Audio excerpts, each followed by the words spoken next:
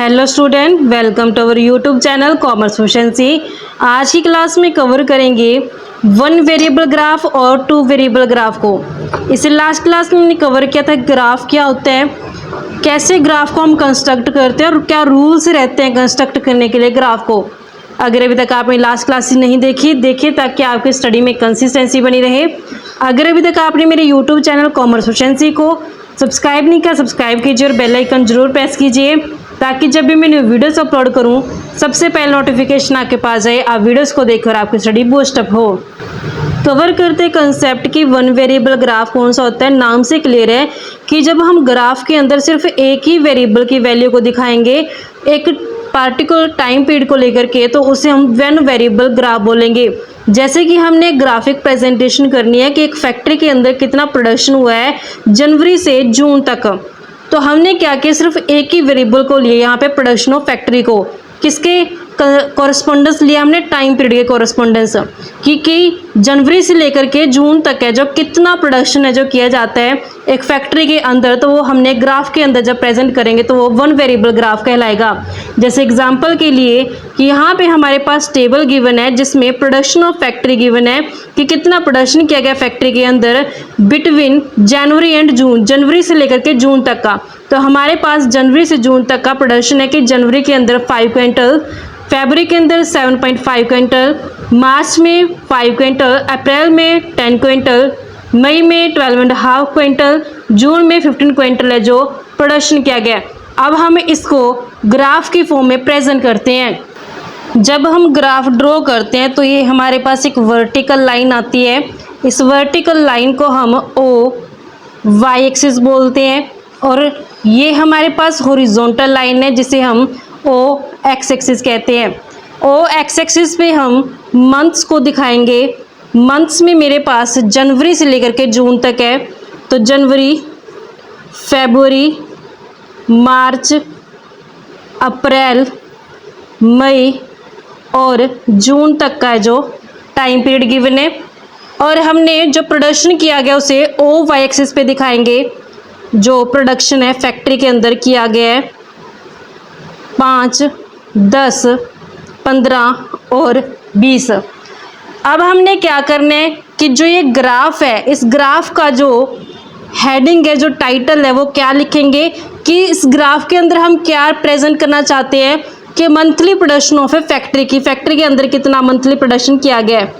तो हम इसमें लिखेंगे monthly production of A factory कि एक फैक्ट्री के अंदर कितना मंथली प्रोडक्शन किया गया है, जिसमें जनवरी मंथ के अंदर 5 क्विंटल। तो हमने जनवरी मंथ के अंदर 5 क्विंटल, तो जनवरी के सामने ये 5 क्विंटल है जो डॉट लगा देंगे। फरवरी मंथ में 7.5 क्विंटल, तो फरवरी मंथ में 7.5 है जो 5 से ऊपर आएगा लेकिन 10 से है जो कम आएगा, तो 7.5 क्विंटल।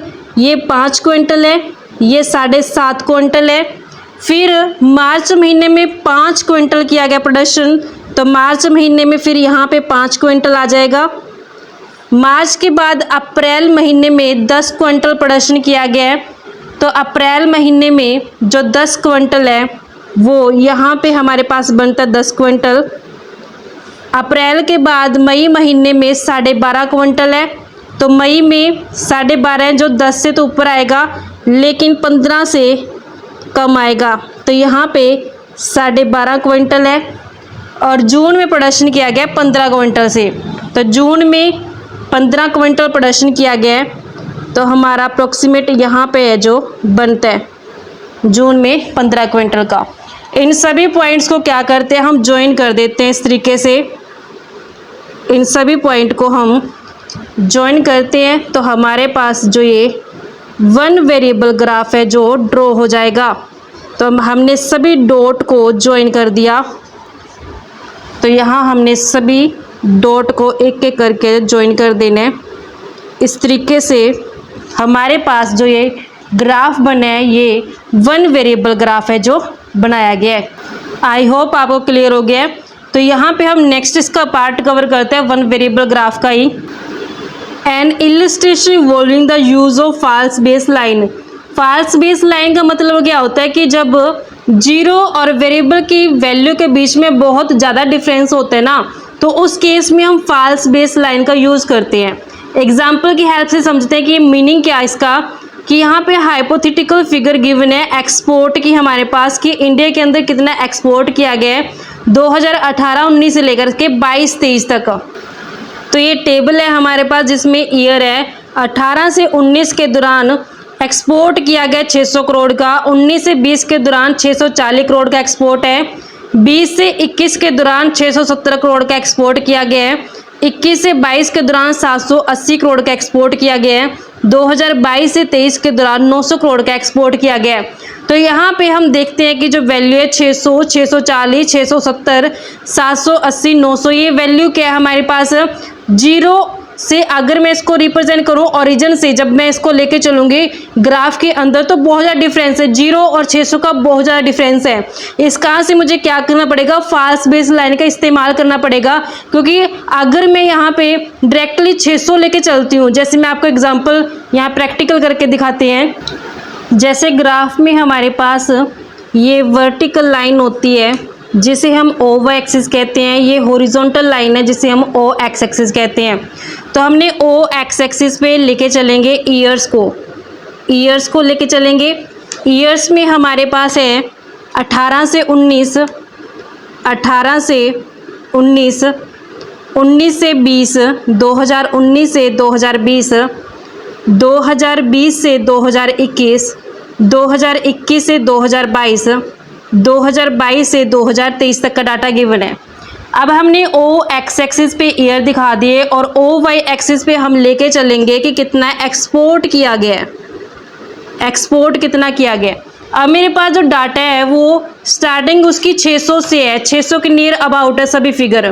तो अगर मैं डायरेक्टली यहाँ पे 600 से स्टार्ट कर दूँ तो ये सही नहीं रहेगा, इसके लिए मुझे फॉल्स बेस लाइन का जो यूज़ करना पड़ेगा, क्योंकि 0 और 600 में जो डिफरेंस है वो बहुत ज़्यादा है, जिस कारण से मैं डायरेक्टली यहाँ पे 600 नहीं लिख सकती।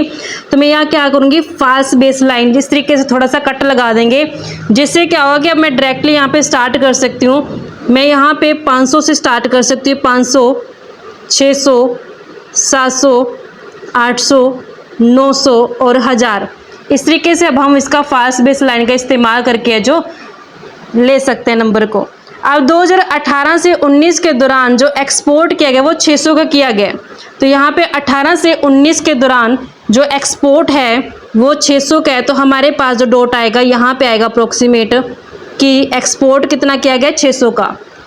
19 से 20 के दौरान 640 का एक्सपोर्ट किया गया। तो 600 से थोड़ा सा अबव पे हम ये पॉइंट लेके चलेंगे, यहाँ पे आ जाएगा ये पॉइंट 640 का।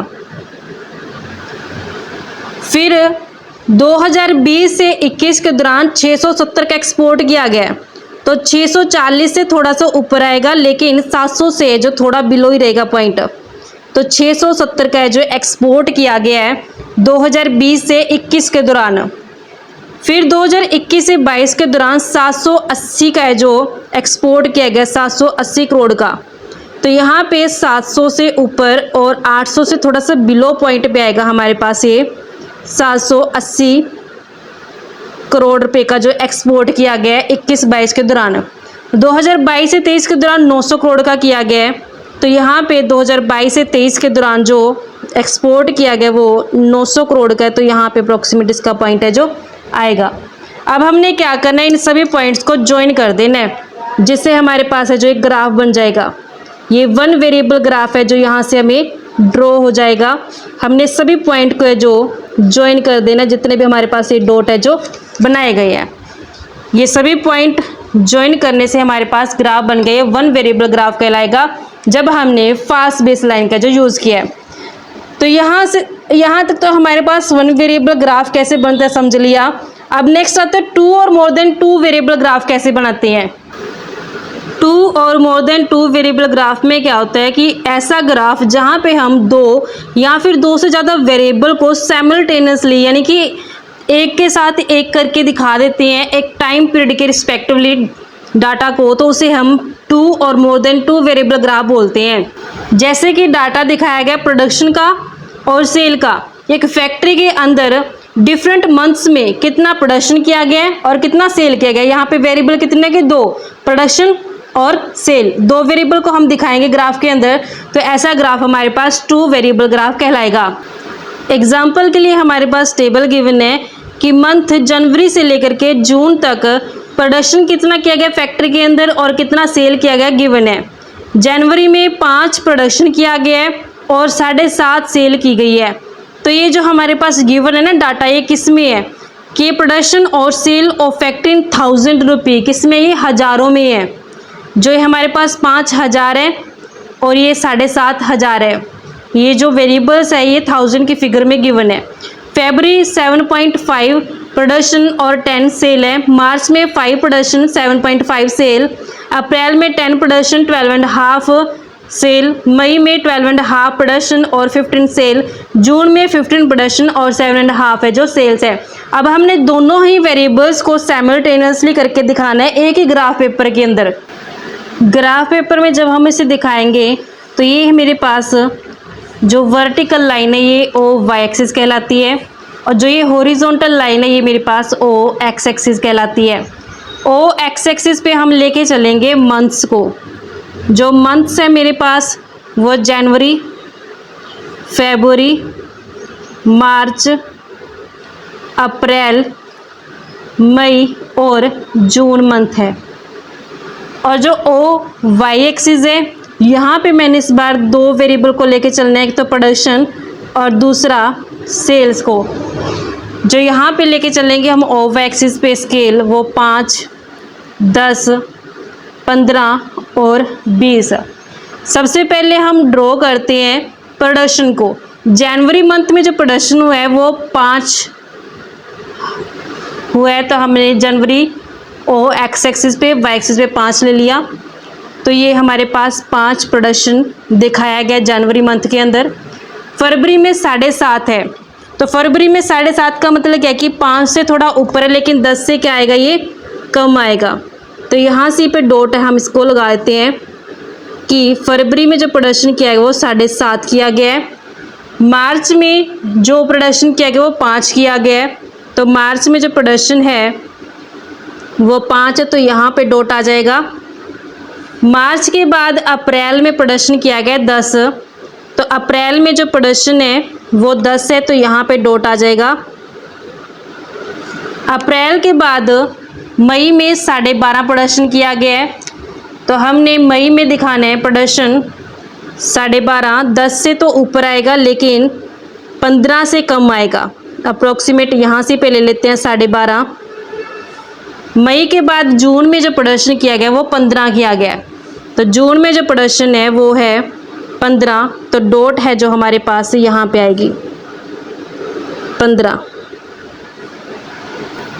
अब हम इन सभी पॉइंट्स को ज्वाइन करके ग्राफ बनाते हैं।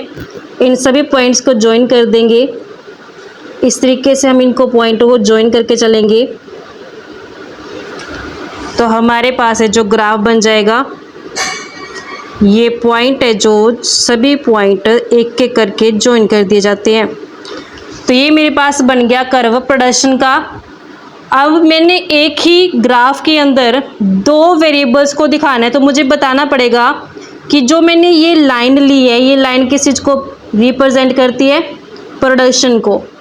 अब नेक्स्ट मैं इसी ग्राफ के अंदर सेल्स को दिखाऊंगी, तो उसके लिए मैं इस तरीके से ब्रोकन लाइन को इस्तेमाल कर देती हूँ कि ब्रोकन लाइन के अंदर क्या दिखाएंगे, सेल्स दिखाएंगे। अब हमने इसी ग्राफ के अंदर सेल दिखानी है। सेल है जो जनवरी मंथ के अंदर 7.5 हुई है, तो 7.5 अप्रोक्सीमेट यहाँ से पे ले लेते हैं, 7.5 सेल हुई है। फरवरी मंथ में 10 हुई है, तो फेब में हमने डॉट लगा देना यहाँ पे, नेक्स्ट 10 हुई है, सेल है जो। फेब के बाद मार्च में 7.5 है, मार्च में 7.5 सेल है, तो अप्रोक्सीमेट यहाँ से पे है जिसका डॉट लगा देते हैं आप 7.5। मार्च के बाद हमारे पास अप्रैल मंथ में 12.5 है, तो अप्रैल मंथ में 12.5 है जो वो 10 से थोड़ा ऊपर आएगा, इस तरीके से यहाँ से पे आ जाएगा पॉइंट 12.5।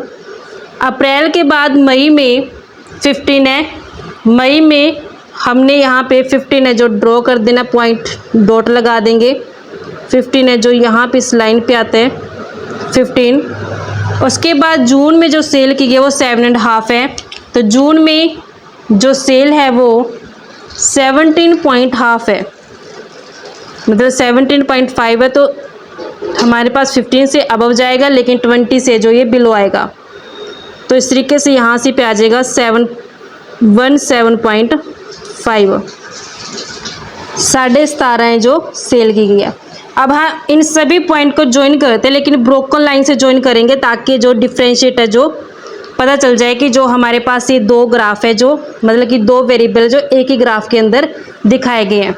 इस तरीके से जब हम इसको डिफरेंट लाइंस को यूज़ करेंगे तो हमें जो पता चल जाएगा कि एक ही ग्राफ के अंदर दो वेरिएबल्स को जो प्रेजेंट किया गया है। तो ये हमारे पास लाइन दिखाते हैं, किस चीज़ को दिखाती है, ये सेल्स को, कि डिफरेंट टाइम पीरियड के दौरान कितनी है जो सेल की गई है। तो हमने एक ही ग्राफ पेपर के अंदर दो वेरिएबल दिखा दिए, एक प्रोडक्शन का और दूसरा सेल का, तो ऐसे ग्राफ को हम 2 वेरिएबल ग्राफ है जो कहते हैं। जिस तरीके से बच्चों हमारे पास ये कंसेप्ट बनता था 1 वेरिएबल ग्राफ और 2 वेरिएबल ग्राफ। आई होप आपको क्लियर हो गया है। नेक्स्ट क्लास में कवर करेंगे जनरल रूल्स क्या होते हैं डायग्राम और ग्राफ को कंस्ट्रक्ट करने के। ऐसी ही रेगुलर क्लासेस के लिए आप मेरे यूट्यूब चैनल कॉमर्स एफिशिएंसी को सब्सक्राइब, लाइक और शेयर करें, बेल आइकन जरूर प्रेस करें ताकि जब भी मैं न्यू वीडियोस अपलोड करूं सबसे पहले नोटिफिकेशन आपके पास जाए, आप वीडियोस को देखकर आपकी स्टडी बूस्ट अप हो।